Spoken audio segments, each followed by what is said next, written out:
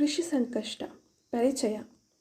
ಭಾರತದಲ್ಲಿ ಋಣಭಾರದ ಒತ್ತಡ ಹೆಚ್ಚಾಗುವುದು, ಕೃಷಿ ವೆಚ್ಚ ಹೆಚ್ಚಾಗುವುದು, ಕೃಷಿಯಿಂದ ಬರುವ ಆದಾಯ ಕುಸಿಯುವುದು, ಆರ್ಥಿಕ ಉದಾರೀಕರಣದ ಪ್ರತಿಕೂಲ ಪರಿಣಾಮ ಇತ್ಯಾದಿಗಳನ್ನು ಕೃಷಿ ಸಂಕಷ್ಟಕ್ಕೆ ಮುಖ್ಯ ಕಾರಣವೆಂದು ಗುರುತಿಸಲಾಗಿದೆ.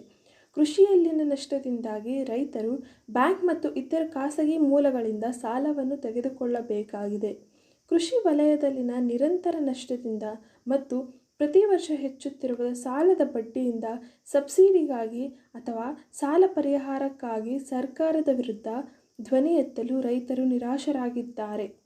ರೈತರ ಕಡೆಗಿನ ಸರ್ಕಾರದ ನಿರ್ಲಕ್ಷ್ಯ ಸರ್ಕಾರದ ವಿರುದ್ಧ ಆಂದೋಲನವನ್ನು ಹೆಚ್ಚಿಸಿದ್ದಲ್ಲದೆ ಆತ್ಮಹತ್ಯೆ ಪ್ರಮಾಣವನ್ನು ಹೆಚ್ಚಿಸಿದೆ. ಸಾಲದಾತ ಅಥವಾ ಬ್ಯಾಂಕ್ ಏಜೆಂಟ್ಗಳು ತಮ್ಮ ಭೂಮಿಯನ್ನು ಬಿಡುಗಡೆ ಮಾಡುವುದಿಲ್ಲ ಎಂದು ಪ್ರತಿಯೊಬ್ಬ ರೈತರನ್ನು ಉದ್ವಿಗ್ನನಾಗಿದ್ದಾನೆ.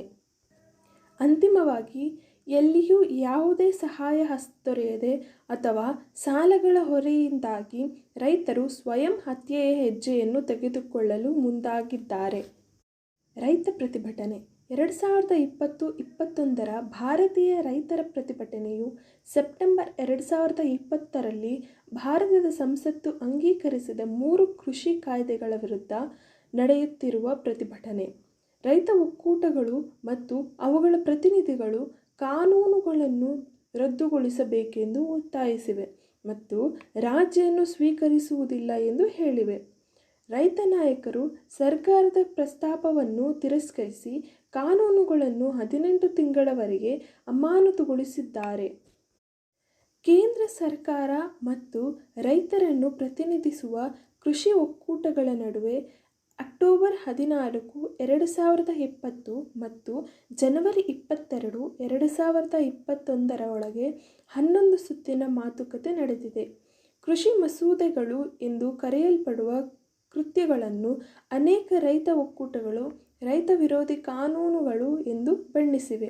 ಕಾರ್ಪೊರೇಟರ್ಗಳು ಬೆಲೆಗಳನ್ನು ನಿಯಂತ್ರಿಸಬಾರದೆಂದು ಕನಿಷ್ಠ ಬೆಂಬಲ ಬೆಲೆ MSP ಮಸೂದೆಯನ್ನು ರಚಿಸುವಂತೆ ರೈತರು ಒತ್ತಾಯಿಸಿದ್ದಾರೆ.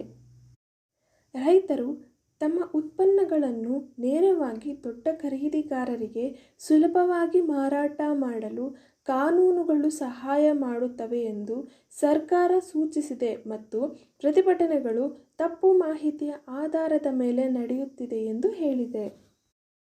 ಭಾರತದ ವ್ಯಾಪಾರ ಅಭಿವೃದ್ಧಿಯ ಮೇಲೆ ರೈತ ಮಸೂದೆಯ ಪರಿಣಾಮಗಳು. ಇತ್ತೀಚಿನ ಶಾಸನಗಳು ಖಾಸಗಿ ಕಂಪನಿಗಳಿಗೆ ಉತ್ಪಾದಕತೆ, ಉದ್ಯೋಗ ಮತ್ತು ಹೊಸ ತಂತ್ರಜ್ಞಾನವನ್ನು ಕೃಷಿ ವಲಯಕ್ಕೆ ತರಲು ಅನುಮತಿಸುತ್ತದೆ.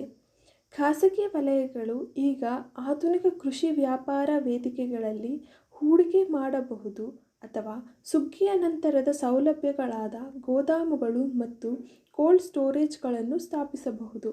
ರೈತ ಮಸೂದೆಗಳು ಸ್ಪರ್ಧೆಯನ್ನು ಸೃಷ್ಟಿಸುತ್ತವೆ ಮತ್ತು ರೈತರಿಗೆ ಕಡಿಮೆ ಶುಲ್ಕಗಳು ಹಾಗೂ ಉತ್ತಮ ಸೌಲಭ್ಯಗಳಿಗೆ ದಾರಿ ಮಾಡಿಕೊಡುತ್ತವೆ. APMCಗಳು ನಿರ್ವಹಿಸುವ ನಿಯಂತ್ರಿತ ಸಗಟು ಮಂಡಿಗಳು ಮೂಲ ಸೌಕರ್ಯಗಳ ಕೊರತೆಯನ್ನು ಹೊಂದಿದೆ ಮತ್ತು ಹೆಚ್ಚುವರಿ ಉತ್ಪಾದನೆಯನ್ನು ಪೂರೈಸಲು ಅಸಮರ್ಪಕವೆಂದು ವ್ಯಾಪಕವಾಗಿ ನಂಬಲಾಗಿದೆ. ಕಾಂಟ್ರಾಕ್ಟ್ ಫಾರ್ಮಿಂಗ್ ಮೂಲಕ ಕಾರ್ಪೊರೇಟರ್ ವಲಯವನ್ನು ಕೃಷಿಯಲ್ಲಿ ಸೇರಿಸುವುದು ಅನೇಕ ರೀತಿಯಲ್ಲಿ ಪ್ರಯೋಜನಕಾರಿಯಾಗಿದೆ. ಅಂತಿಮವಾಗಿ, ಖಾಸಗಿ ಹೂಡಿಕೆಯನ್ನು ಬಳಸುವುದರಿಂದ ಕೃಷಿ ಕ್ಷೇತ್ರದಲ್ಲಿ ಹಲವಾರು ಸಕಾರಾತ್ಮಕ ಬಾಧ್ಯತೆಗಳನ್ನು ಉತ್ಪಾದಿಸುವ ನಿರೀಕ್ಷೆಯಿದೆ. ಸಾಲ ಮನ್ನಾಗಳು.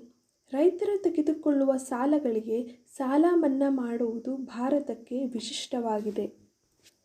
ಅರ್ಥಶಾಸ್ತ್ರಜ್ಞರು ಇದನ್ನು ದೀರ್ಘಾವಧಿಯ ಸಮಸ್ಯೆಗಳನ್ನು ಉಂಟುಮಾಡಬಹುದಾದ ಜನಪ್ರಿಯ ಮತ್ತು ಹಣಕಾಸಿನ ಕ್ರಮವೆಂದು ಪರಿಗಣಿಸಿದ್ದಾರೆ.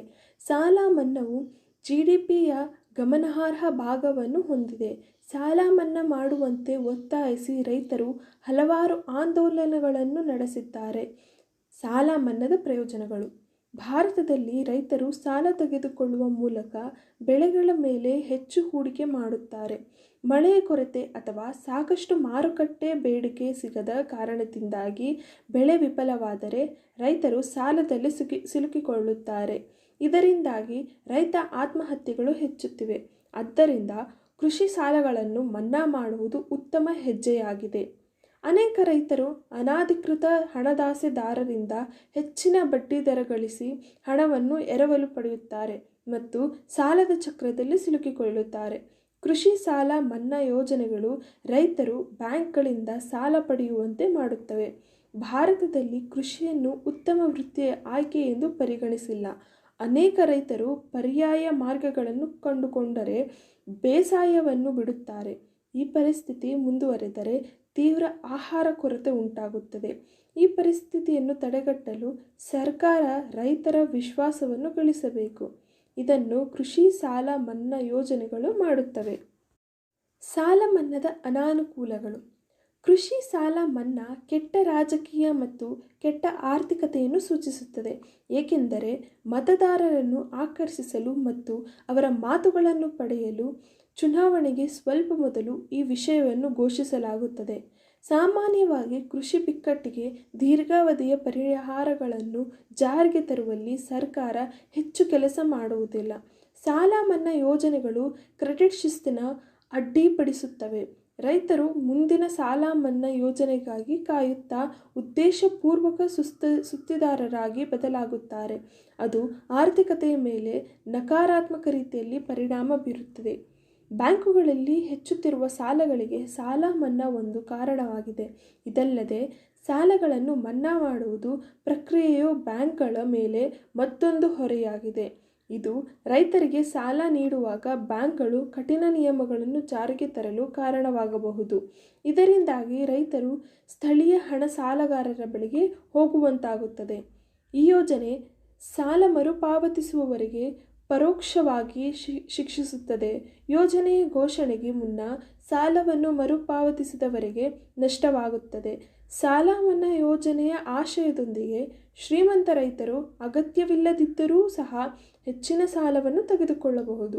ಇದು ನಿಜವಾಗಿಯೂ ಸಾಲದ ಅಗತ್ಯವಿರುವ ರೈತರ ಮೇಲೆ ಪರಿಣಾಮ ಬೀರುತ್ತದೆ.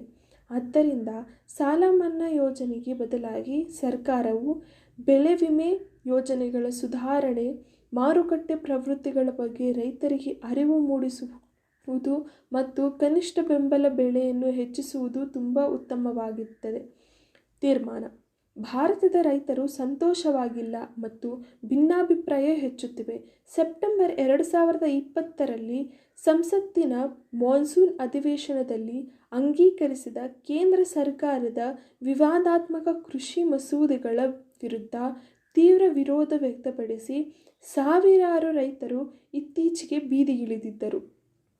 ಪ್ರತಿ ಬಾರಿಯೂ ಸಾಲಗಳನ್ನು ಮನ್ನಾ ಮಾಡುವ ಬದಲು ಸರ್ಕಾರವು ಸಮಸ್ಯೆಯ ಮೂಲ ಕಾರಣಗಳ ಬಗ್ಗೆ ಕೆಲಸ ಮಾಡಬೇಕು. ಅಂದರೆ ಕೃಷಿ ಕ್ಷೇತ್ರವನ್ನು ಸುಧಾರಿಸುವುದು, ಉತ್ತಮ ಮೂಲಸೌಕರ್ಯ, ಉತ್ತಮ ಬೀಜಗಳು ಹಾಗೂ ಉತ್ತಮ ತಂತ್ರಜ್ಞಾನವನ್ನು ಒದಗಿಸುವ ಮೂಲಕ ರೈತರು ಆದಾಯವನ್ನು ಹೆಚ್ಚಿಸುವುದು ಮತ್ತು ಕೃಷಿಯಲ್ಲಿ ಬಳಸುವ ನೀತಿಗಳು ಹಾಗೂ ಹೊಸ ತಂತ್ರಜ್ಞಾನದ ಬಗ್ಗೆ ಜಾಗೃತಿ ಮೂಡಿಸುವುದು. ಸಾಲ ಮನ್ನಾ ಕೃಷಿಕರ ತೊಂದರೆಗಳಿಗೆ ಶಾಶ್ವತ ಪರಿಹಾರವಲ್ಲ, ಬದಲಿಗೆ ರೈತರಿಗೆ ಸಹಾಯ ಮಾಡುವುದು. ಹೊಸ ನೀತಿಗಳು ಮತ್ತು ಸರ್ಕಾರದ ಸಬ್ಸಿಡಿಗಳು ಹಾಗೂ ಬೆಂಬಲ ರೈತರಿಗೆ ಹೆಚ್ಚಿನ ಸಹಾಯವಾಗುತ್ತದೆ. ಧನ್ಯವಾದಗಳು.